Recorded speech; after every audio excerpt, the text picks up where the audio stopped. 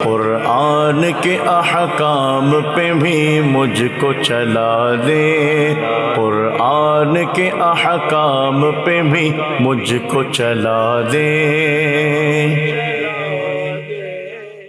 الحمدللہ رب العالمین والصلاة والسلام علی خاتم النبیین اما بعد فاعوذ باللہ من الشیطان الرجیم بسم اللہ الرحمن الرحیم۔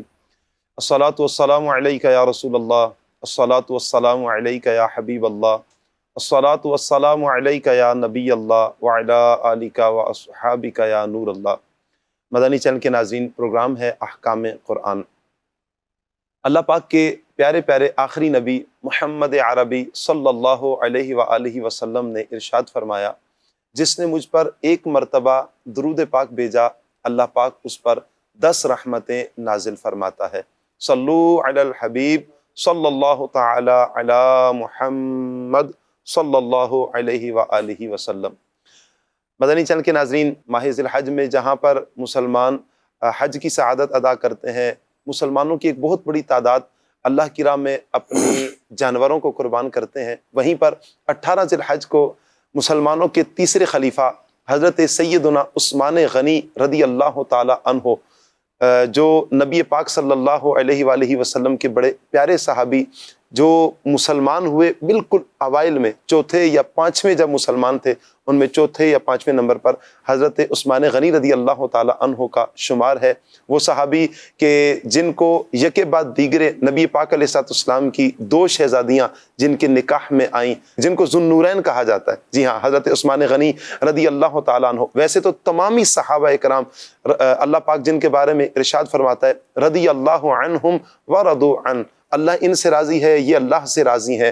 اللہ پاک نے ان ساروں سے، یعنی سبھی صحابہ کرام سے اللہ پاک نے جنت کے وعدے فرمائے ہیں۔ وَكُلًّا وَعَدَ اللَّهُ الْحُسْنَى، یہ وہ مبارک ہستیاں ہیں۔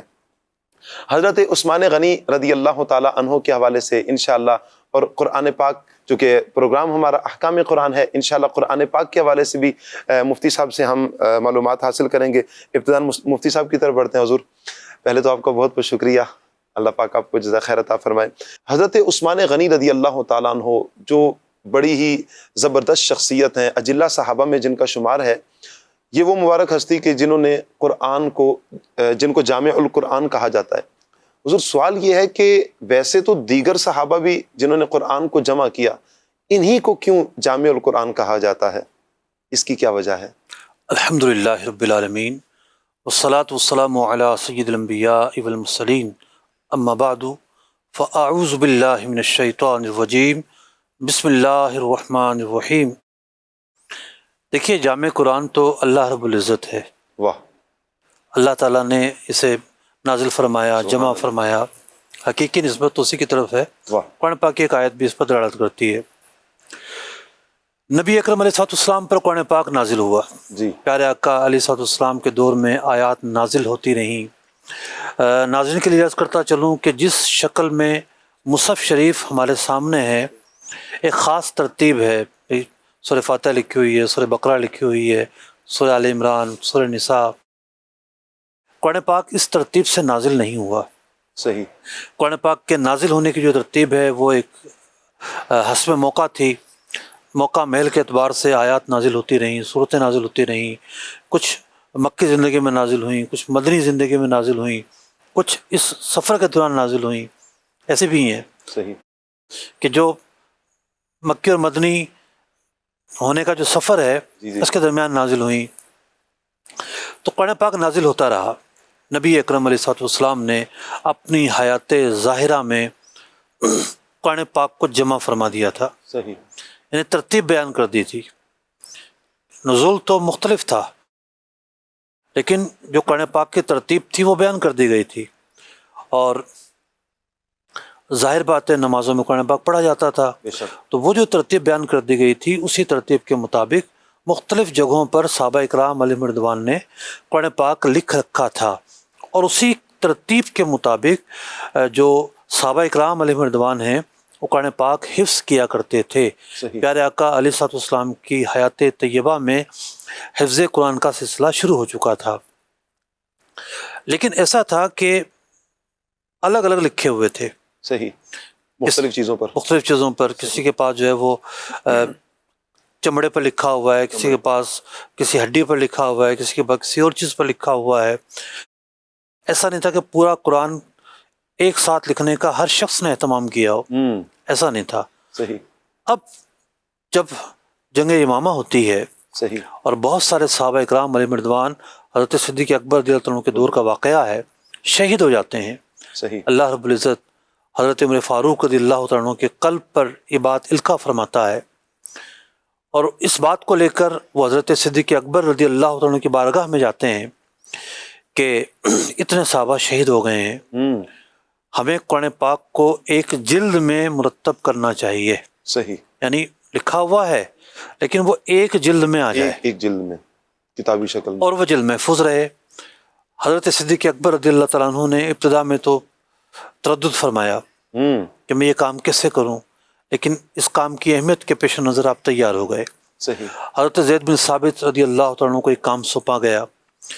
آپ کاتب وحی بھی ہیں، آپ حافظ قرآن بھی ہیں، انہیں یہ کام سونپا گیا. قرآن پاک ایک مصحف میں جمع ہو گیا. صحیح. تو یوں یعنی اگر آپ دوسرے اعتبار سے کہیں، یعنی بندوں میں کس نے جمع کیا، جی، تو حضرت صدیق اکبر رضی اللہ تعالیٰ عنہ پہلے فرد ہیں صحیح، جنہوں نے بکھرے ہوئے حصے کو جمع کیا. جمع کر دیا. اب جمع کر دیا گیا، اور اس جمع کرنے کے بعد قرآن پاک محفوظ رہا، حضرت صدیق اکبر رضی اللہ تعالیٰ عنہ کے پاس رہا. حضرت عمر فاروق رضی اللہ تعالیٰ عنہ آتے ہیں، ان کے پاس وہ مجلد محفوظ رہا. اور پھر حضرت عمر فاروق رضی اللہ تعالیٰ عنہ کے بعد ان کی جو صاحبزادی تھیں، حضرت ام المومنین حضرت سیدتنا حفصہ رضی اللہ تعالیٰ عنہ، جو کہ زوجہ رسول بھی ہیں، وہ مجلد، وہ مصحف ان کے پاس محفوظ رہا. صحیح. جب حضرت عثمان غنی رضی اللہ تعالیٰ عنہ کا دور آتا ہے تو معاملہ یہ ہوتا ہے کہ اسلامی سرحدیں وسیع ہونا شروع ہو گئی تھیں. حضرت سیدنا عمر فاروق رضی اللہ عنہ کے دور میں بڑی وسیع ہو گئی تھیں. صحیح. اب حضرت عثمان غنی رضی اللہ تعالیٰ عنہ قافلے تیار کروا رہے ہیں جی. عراق کے لوگوں کے اور شام کے لوگوں کے، صحیح. کہ آرمینیا اور جو آذربائیجان ہے یہاں جا کر مسلمان لڑیں اور یہاں فتوحات حاصل کریں. صحیح. اب عراقی لوگ جو تھے ان کا ایک اپنا لہجہ تھا، شامل لوگوں کا اپنا ایک لہجہ تھا، یہاں تک کہ یمنیوں کا بھی الگ لہجہ ہے، گفتگو کا لہجہ، گفتگو کا لہجہ، عربی پڑھنے کا لہجہ. صحیح. جیسے آج بھی جو یمنی ہے وہ قاف، جو نقطہ والا کاف ہے، جی، اس کو گاف پڑھتا ہے. پڑھتے ہیں. قالا رسول اللہ صلی اللہ علیہ وسلم کو کہتے ہیں گالا. کالا. ٹھیک ہے. ایک بچے سے میں نے کہا کہ ہاں بھائی تمہارا نام کیا ہے حرم شریف کے سامنے؟ صحیح. تو کہنے لگا، شرمائے، وہ چھوٹا سا بچہ تھا. صحیح. اس کے بھائی نے کہا گلو. گلو. میں حیران، پہلے دفعہ گیا تھا کہ گلو نام تو پاکستان میں رکھا جاتا ہے، اللہ. یہ نام یہاں کیسے رکھ دیا ہے انہوں نے؟ پھر تھوڑا سا مجھے ادراک ہوا کہ نہیں، معاملہ کچھ اور ہے. جی. یہ اصل میں اپنے بھائی کو کہہ رہا ہے کل لہو، کہ اپنا نام بتائیے. صحیح. ٹھیک ہے. اور اس نے اپنے لہجے میں جب کہا تو گلو. ٹھیک ہے. صحیح. لہجوں میں فرق. لہجوں میں فرق. ٹھیک ہے. اچھا، وہ پھر ایسا فرق کہ ہمارے جیسا تو سمجھے ہی نہ. سمجھے ہی نہیں. بالکل. تو یوں یہ مختلف لہجے تھے، الگ، ہر قوم کے الگ الگ لہجے تھے. چونکہ حجاز مقدس میں قریش زیادہ رہتے تھے، ان کا اپنا لہجہ تھا. قرآن انہی کے لہجے پر نازل ہوا. جب مسلمان اور علاقوں تک پہنچے تو قرآن پڑھنے کا جو اسلوب تھا اس میں اختلاف آنے لگا. صحیح. ہر قبیلے نے یہ چاہا کہ قرآن جو ہے میں اپنے لہجے میں پڑھوں. اچھا، پھر پڑھنے میں کتابت کا فرق آ جاتا تھا. صحیح. جیسے الف لام کا فرق آ جاتا تھا، کوئی الف لام کی جگہ میم پڑھتے ہیں، ایسے بھی قبائل گزرے ہیں صحیح. جو کتابوں میں لکھا گیا. تو جب یہ ماجرا حضرت سیدنا عثمان غنی رضی اللہ تعالیٰ عنہ کے پاس پیش کیا گیا تو انہیں اس بات کا احساس ہوا کہ ایسا نہیں ہونا چاہیے. سارے مسلمان جو ہیں وہ ایک قرآن پڑھتے ہیں تو ایک ہی لہجے میں قرآن پاک کا پڑھا جانا ضروری ہے، اور ایک ہی رسم الخط اس کا ہونا ضروری ہے. صحیح. ورنہ اختلاف اور التباس واقع ہو جائے گا. استاد اور شاگرد بیٹھ کر اختلاف کر رہے تھے کہ یہ لفظ یوں نہیں، یوں پڑھنا ہے. تو آپ نے حضرت زید بن ثابت رضی اللہ تعالیٰ عنہ کی سربراہی میں ایک 3 رکنی کمیٹی بنائی صحیح کہ تم ایسا کرو کہ ام المومنین حضرت حفصہ رضی اللہ تعالیٰ عنہ سے گزارش کرو کہ وہ جو مصحف شریف آپ کے پاس رکھا ہوا ہے وہ آپ ہمیں دے دو، ہم نقل کر کے آپ کو واپس کر دیں گے۔ صحیح تو مصحف شریف لیا گیا اور اس کمیٹی نے اس کو لیا اور کہا کہ کسی حصے پر اگر اختلاف واقع ہو آپ لوگوں کا تو جو قریشی لہجہ ہے، جو قریشی رسم الخط ہے، صحیح اس کے مطابق اس کو لکھنا ہے۔ صحیح چنانچہ ایک کاپی تیار کی گئی، سب سے پہلے تو ایک ماسٹر کاپی تھی اس مصحف کی جو حضرت صدیق اکبر رضی اللہ تعالیٰ عنہ کے دور میں جمع کیا گیا تھا، اور پھر اس کی مزید کاپیاں کی گئیں صحیح اور پھر اس کو بحرین بھیجا گیا، اس کو یمن بھیجا گیا، اس کو شام بھیجا گیا، اس کو عراق بھیجا گیا۔ یہ مختلف جو نسخے تھے مختلف جگہوں پہ بھیجے گئے، پھر ان کی مزید بھی کاپیاں ہوئی ہوں گی۔ صحیح تو یہ ایک ایسا عظیم کارنامہ تھا، اللہ اللہ اگر یہ کام واقع نہ ہوتا تو قرآن پاک کے ہر لفظ میں امت اختلاف کر رہی ہوتی، بالکل اس لہجے میں نہیں، اس لہجے میں ہے، اس لہجے میں نہیں، اس لہجے میں پڑھنا ہے۔ جیسے ایک بعض لہجوں میں جو ہے وہ نیبودو نستعین پڑھا جاتا ہے، ٹھیک ہے، تو ایسے لہجے میں نہیں رکھا گیا۔ تو مصحف عثمانی جو ہے وہ اس اعتبار سے یہ کہلاتا ہے، 2 اعتبار سے، رسم الخط کے اعتبار سے، صحیح جیسے کہیں الف لام لکھا ہوا ہے تو الف لام ہی لکھا ہوا ہے، صحیح صرف میم لکھا ہوا نہیں ہے اس کی جگہ، حالانکہ بعض لہجے والے اس کی جگہ میم بھی پڑھتے تھے، لیکن یہ لہجہ، یہ رسم الخط جو کرشی لوگ تھے، اہل قریش تھے، ان کا نہیں تھا۔ صحیح اہل قریش کے لہجے اور ان کے رسم الخط پر اس کو جمع کیا گیا، اور اس کے بعد سے آج تک امت مسلمہ میں یہی رسم الخط رائج ہے۔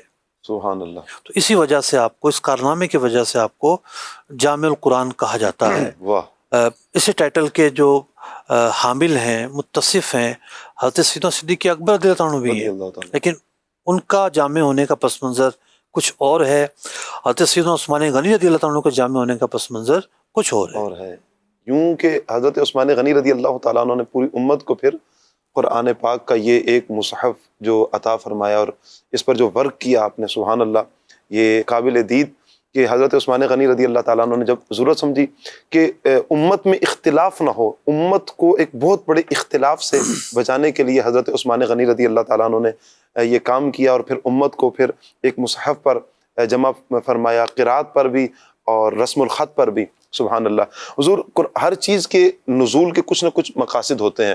ہم کوئی بھی کتاب پڑھتے ہیں یا کوئی بھی عمل کرتے ہیں تو اس کے پیچھے کچھ نہ کچھ مقصد ہوتا ہے۔ قرآن پاک کے نزول کے مقاصد کیا ہیں؟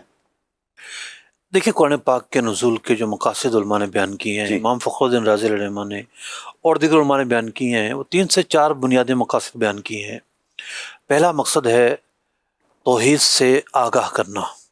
صحیح، اللہ رب العزت قرآن پاک میں جگہ جگہ شرک کی نفی فرماتا ہے، صحیح، معبودان باطلہ کی نفی فرماتا ہے، صحیح، وحدانیت کو بیان کرتا ہے کہ اللہ رب العزت ایک ہے، اسی پر ایمان لاؤ، اسی کی عبادت کرو، یہی عبادت کا مستحق ہے، کوئی اور ذات عبادت کی مستحق نہیں ہے۔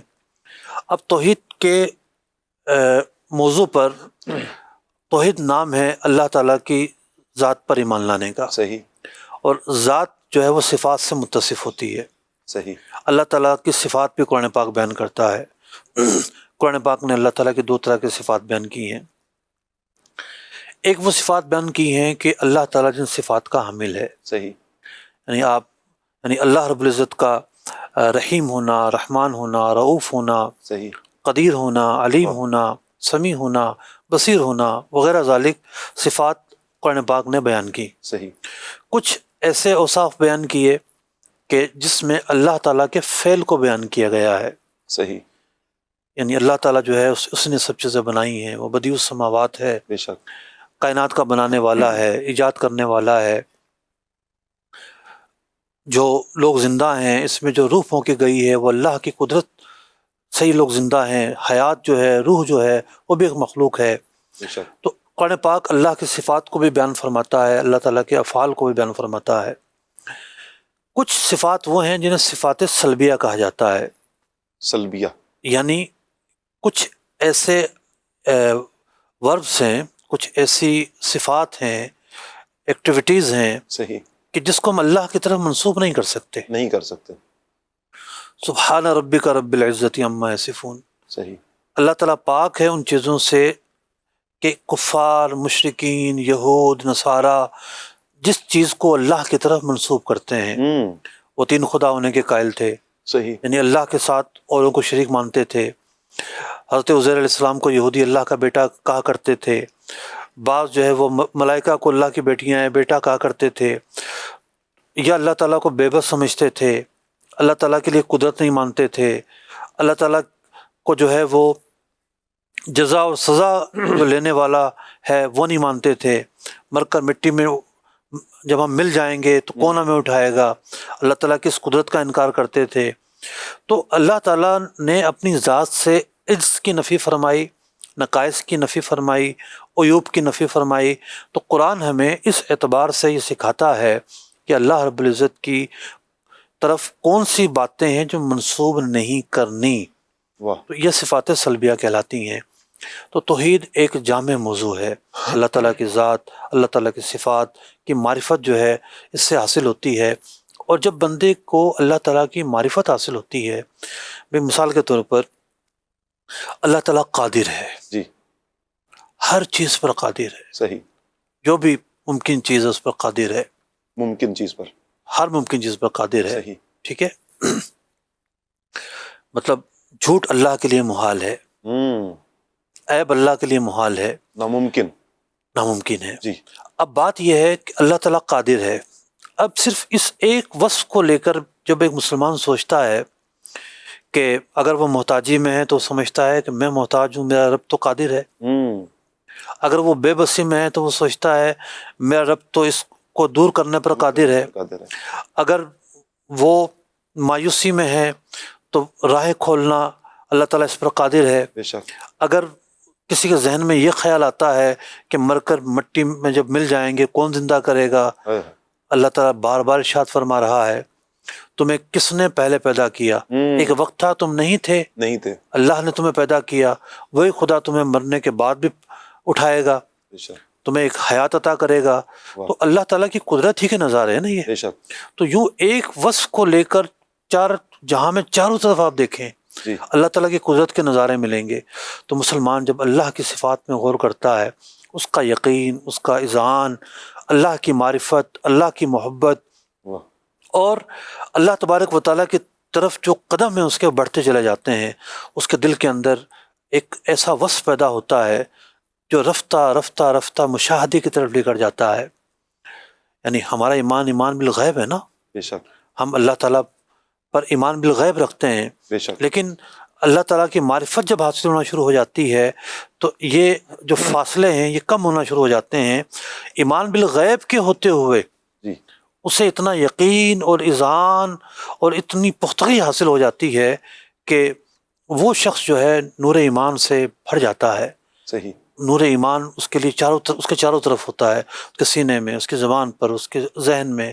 تو اللہ تعالیٰ کی ذات و صفات و معرفت اس کے ہزارہ کروڑہ فوائد ہیں۔ بے شک، قرآن پاک کا دوسرا مقصد ہے نزول قرآن کا انبیاء علیہ السلام کی معرفت، چونکہ انبیاء علیہ السلام اللہ تعالیٰ کے سب سے محبوب بندے ہیں۔ واہ، انبیاء اللہ تعالیٰ کی صفات کے مظہر ہیں۔ صحیح، قرآن بیان کرتا ہے کہ اللہ تعالیٰ رحیم ہے۔ بے شک، اب اللہ تعالیٰ کتنا رحیم ہے ہم اندازہ بھی نہیں لگا سکتے، بے شک، ہم عاجز ہیں۔ لا تدرک الابصار، ہماری عاجزی، ہماری ناتوانی، ہمارا عز اللہ تعالیٰ کی ذات کا احاطہ نہیں کر سکتا۔ بے شک، جس کا احاطہ کیا جائے وہ رب نہیں ہو سکتا۔ تو اللہ تعالیٰ کیسا رحیم ہوگا، واہ، اس کی رحمت کے کیا کیا نظارے ہوں گے ہم کبھی نہیں جان سکتے۔ کچھ جھلک، کچھ چیزیں تو جان سکتے ہیں، جی، جی، لیکن اس کی ذات و صفات کا ہم احاطہ نہیں کر سکتے۔ احاطہ نہیں کر سکتے، اللہ تعالیٰ نے انبیاء علیہ السلام کو اپنی صفات کا مظہر بنایا۔ سبحان اللہ، جب ہم صفت رحم نبی اکرم علیہ السلام کے اندر دیکھتے ہیں واہ، واہ، تو ہم دیکھتے ہیں کہ حضور کیسے رحیم ہے۔ کیا بات ہے، فتح مکہ ہوتی ہے، سب کو معاف فرما دیتے ہیں۔ سبحان اللہ، یہی اہل مکہ ہے جنہوں نے حضرت حمزہ کے ساتھ کیا ظلم کیے، جی، یعنی مکہ سے اٹھ کر آئے، احد کی لڑائی ہوئی اور آپ کا کلیجہ کھایا گیا، آپ کو شہید کیا گیا۔ یہی اہل مکہ ہے جنہوں نے مسلمانوں کو مسجد حرام شریف میں نماز نہیں پڑھنے دی، یہی اہل مکہ ہیں طرح طرح کے جنہوں نے آپ پر مظالم اٹھائے، لیکن آپ رحم دیکھیے، صفت رحم کا منظر دیکھیے کہ سبحان آپ علیہ الصلوۃ والسلام باوجود اس کے کہ یعنی آج تک روایت یہ رہی تھی کہ جب دشمن کے علاقے پر فتح کرتے تھے تو بے شک انہوں نے کچھ نہ کیا ہو، پھر بھی اپنا جلال دکھانے کے لیے، بادشاہ لوگ اپنا قہر دکھانے کے لیے، اپنی ہیبت دکھانے کے لیے تہس نہس کر دیا کرتے تھے۔ اللہ اللہ اللہ اللہ، اور یہاں تو یہ ہے کہ ذاتی تکالیف پہنچی ہیں، بے شک اس کے باوجود معاف فرما رہے ہیں، حضور کو، حضور کے صحابہ کو، اللہ صحابہ کو، اہل خانہ کو، ساتھیوں کو، پھر بھی معاف فرما رہے ہیں۔ لا تثریب علیکم اليوم، سبحان اللہ۔ سبحان اللہ، تو ہم دیکھتے ہیں کہ حضور کیسے رحیم ہے، واہ واہ واہ، رحمت للعالمین ہے، کیا آپ جانوروں پر رحیم ہیں، بندوں پر رحیم ہیں، آپ مخلوق خدا پر رحیم ہیں۔ تو ہم نے انبیاء علیہ السلام کو دیکھ کر، ان کی صفات کو دیکھ کر بعض چیزوں کا ادراک کیا ہے، بے شک، اور ان اوصاف کی وجہ سے ہم ان اوصاف کا معنی کچھ سمجھے ہیں، ورنہ حقیقت تو یہ ہے کہ انبیاء علیہ السلام کو بھی کما حق سمجھنا ہماری عقلیں تو اس قابل نہیں ہیں، اللہ اکبر، بے شک، ٹھیک ہے نا۔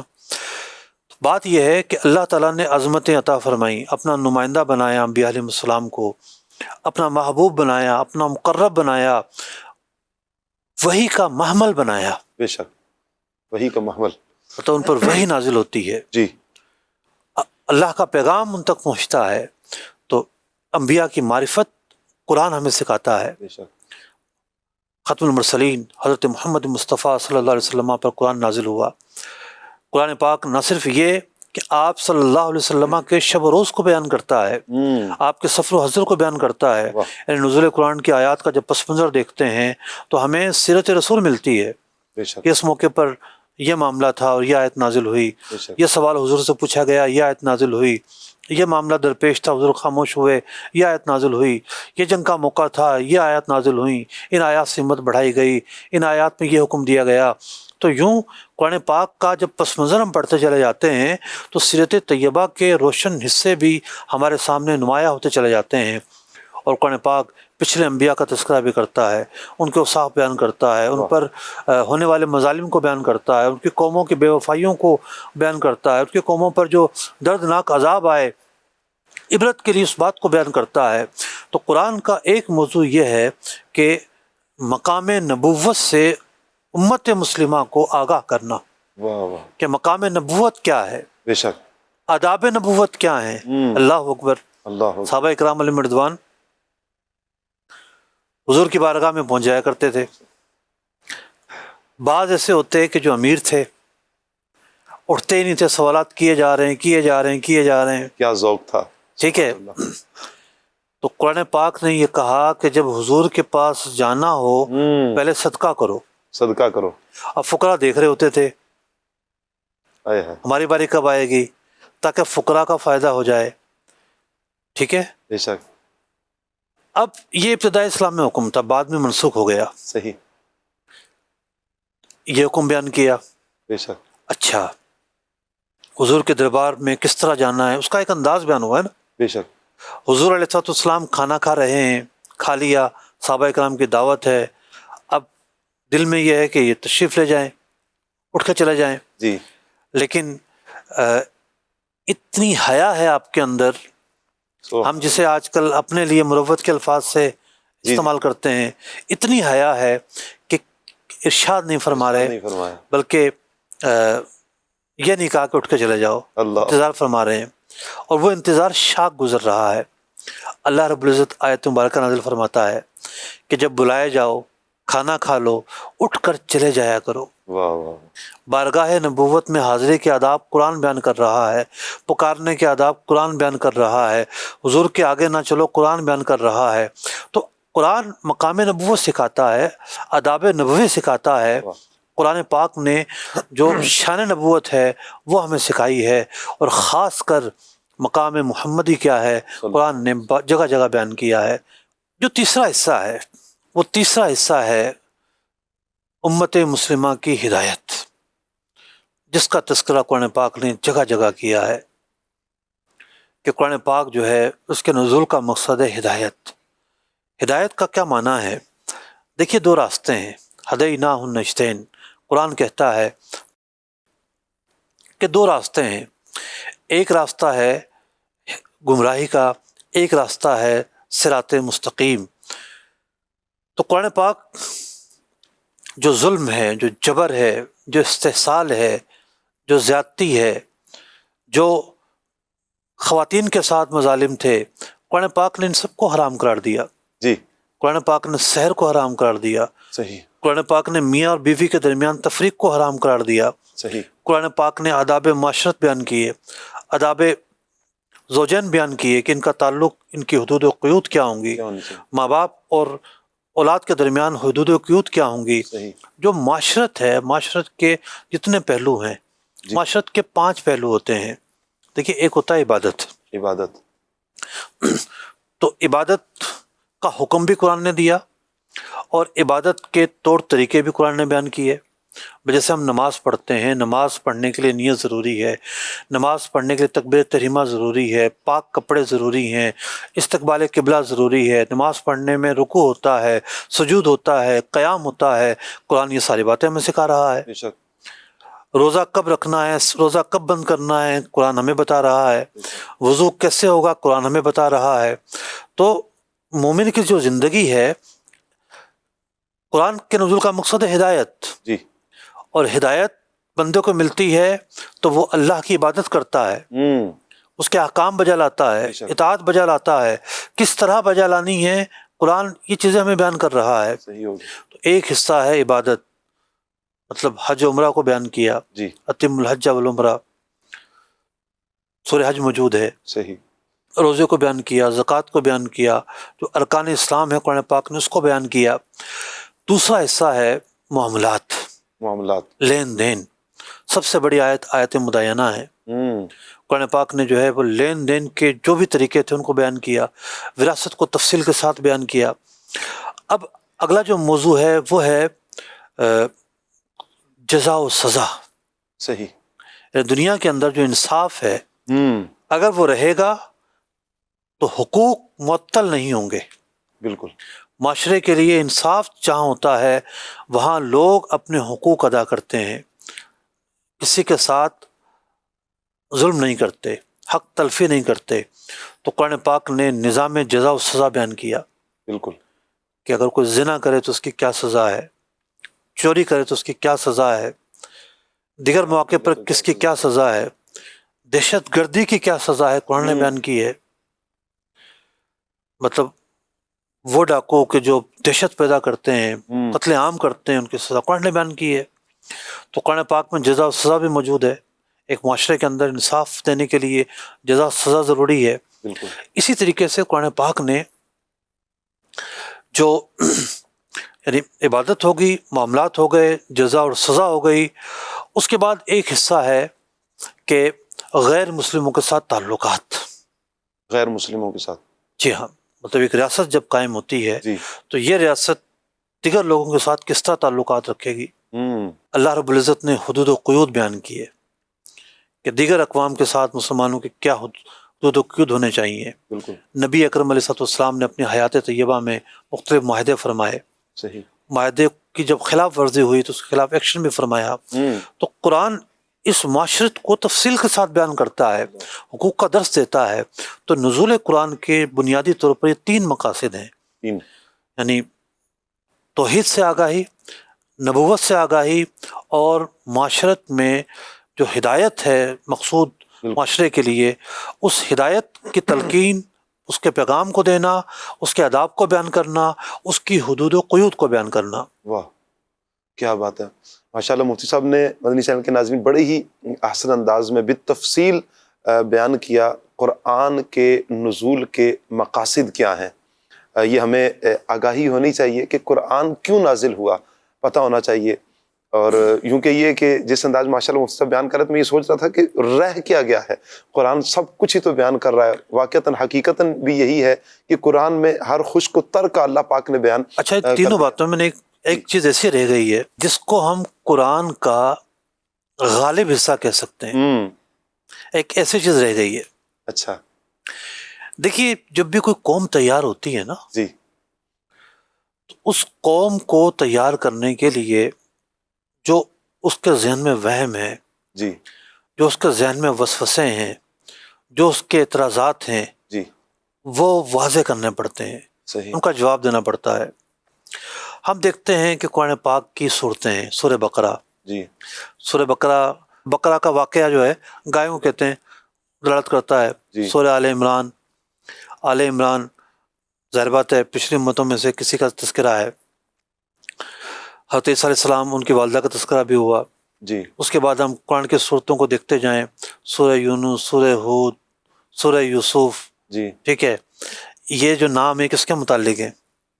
پچھلے انبیاء علیہ السلام یا ان کی قوموں سے متعلق ہیں، بالکل ٹھیک ہے۔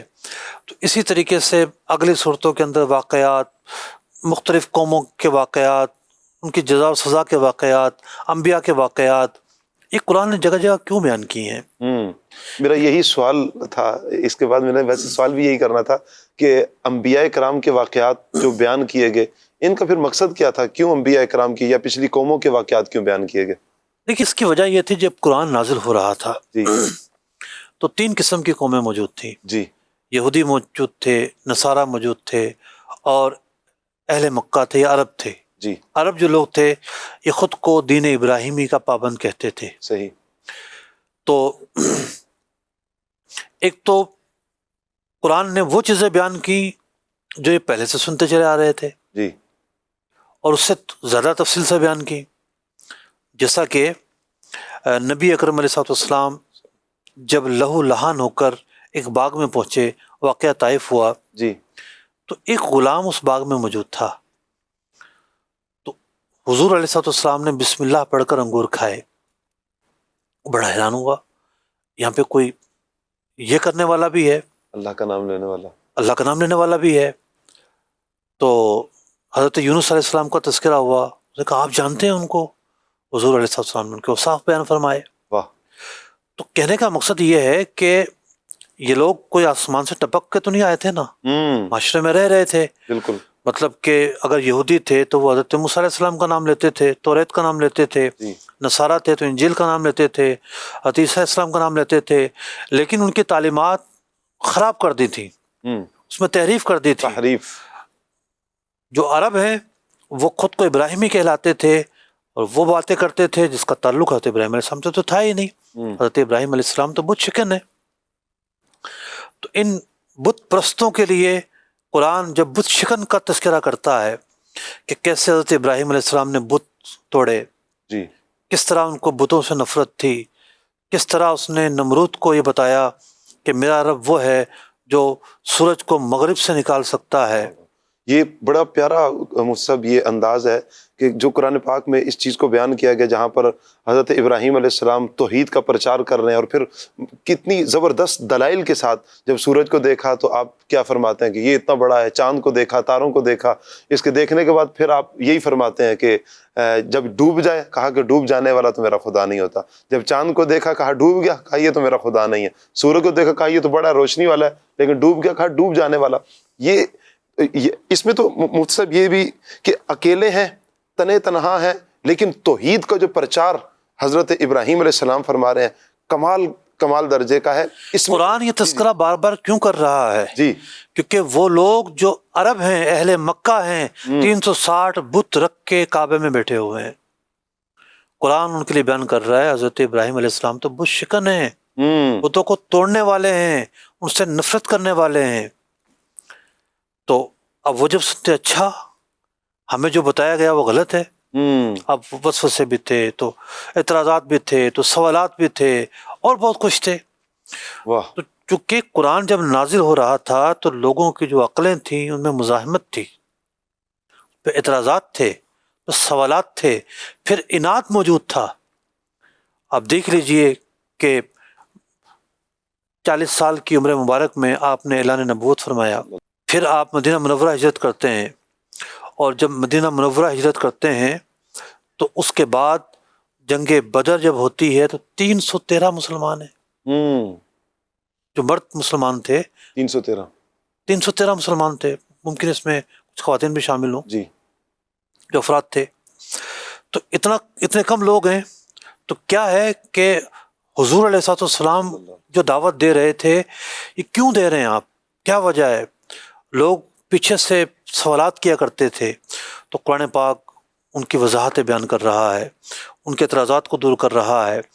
تو آج بھی کوئی بھی معاملہ ہو، یعنی حق اور سچ کا جہاں معاملہ ہوتا ہے تو دعوت کا ایک اسلوب ہے کہ اس موقع پر اعتراضات ہوں گے۔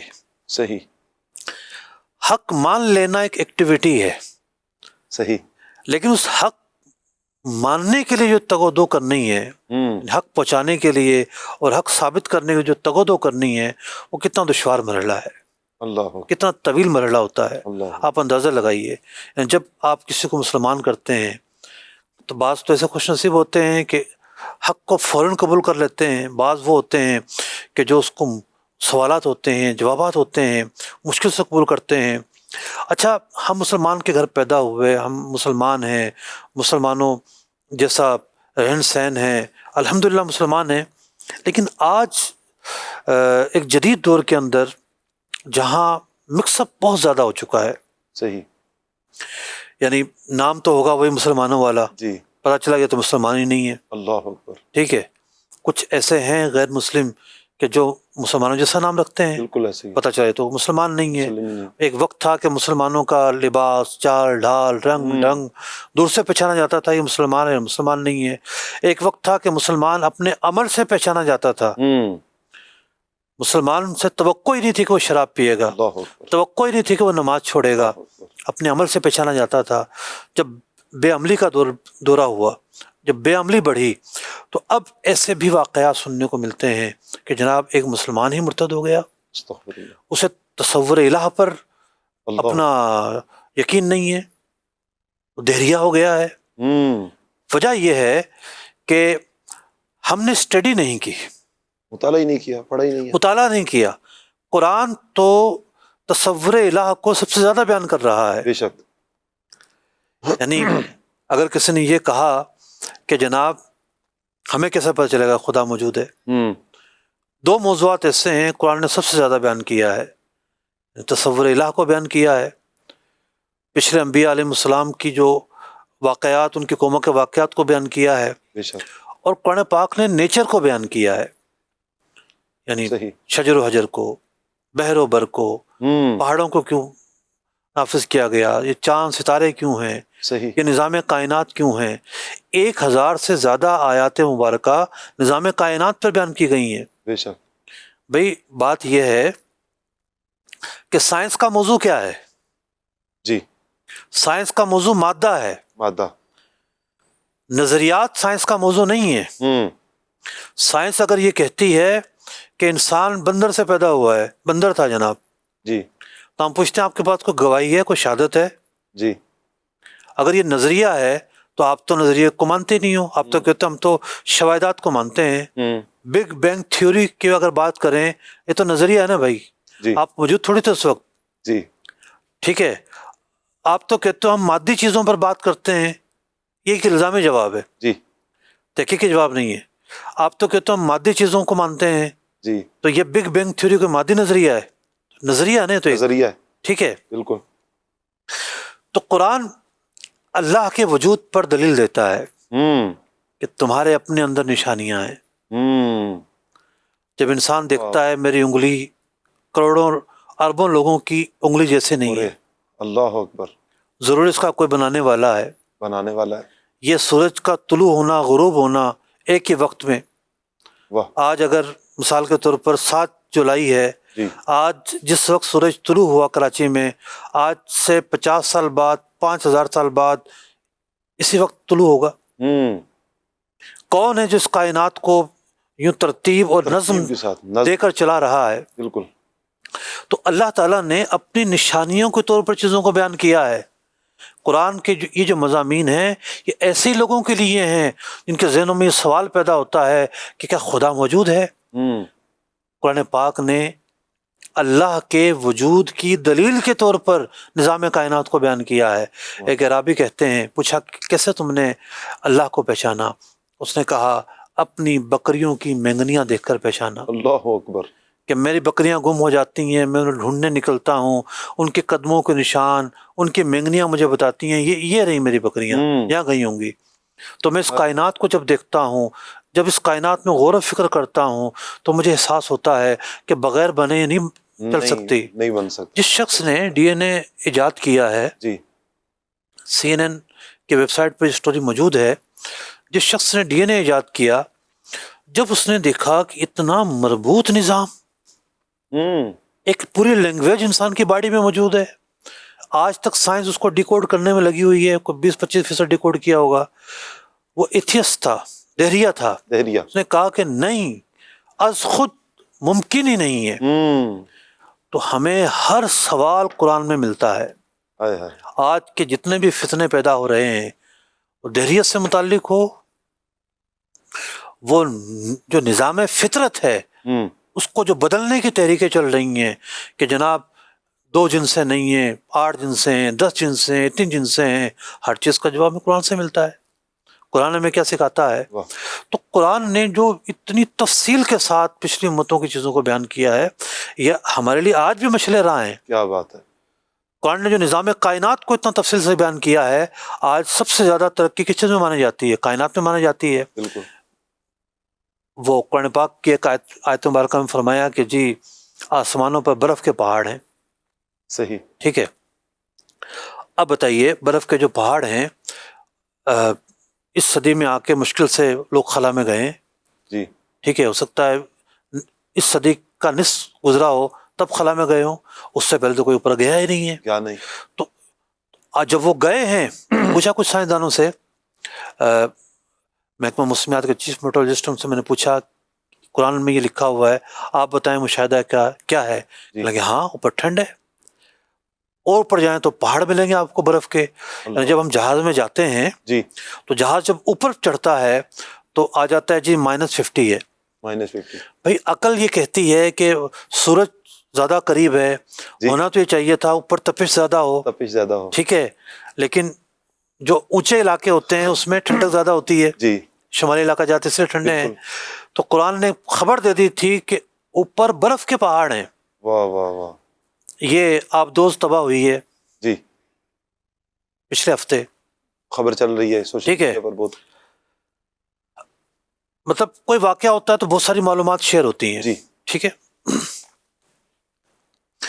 تو اس آبدوز کی جب تھیوریز آئیں، آبدوز کتنی قسم کی ہوتی ہیں، کیسی ہوتی ہیں، اندر جانے کے لیے ایک پریشر ہوتا ہے۔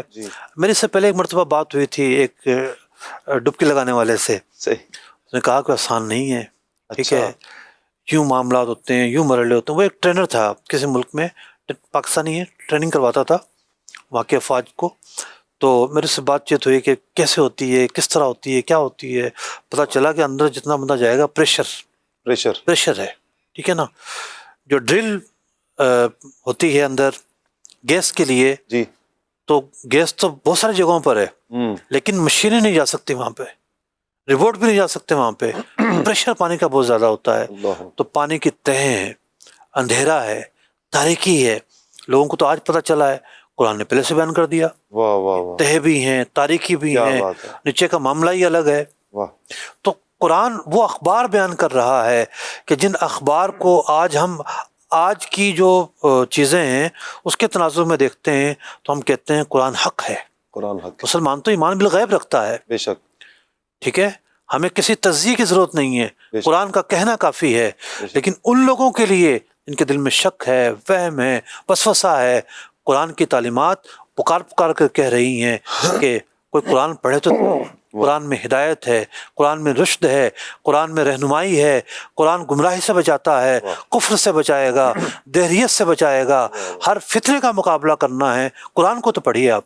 کیا بات ہے، کیا بات ہے، ماشاء اللہ۔ مدنی چینل کے ناظرین، ہمارے پروگرام کا وقت بھی اختتام کی طرف ہے۔ اللہ پاک سے دعا ہے اللہ پاک ہم سب کو قرآن پاک پڑھنے والا، قرآن پاک سمجھنے والا اور قرآن پاک پر عمل کرنے والا بنائے، آمین، بجاہ خاتم النبیین صلی اللہ علیہ وسلم۔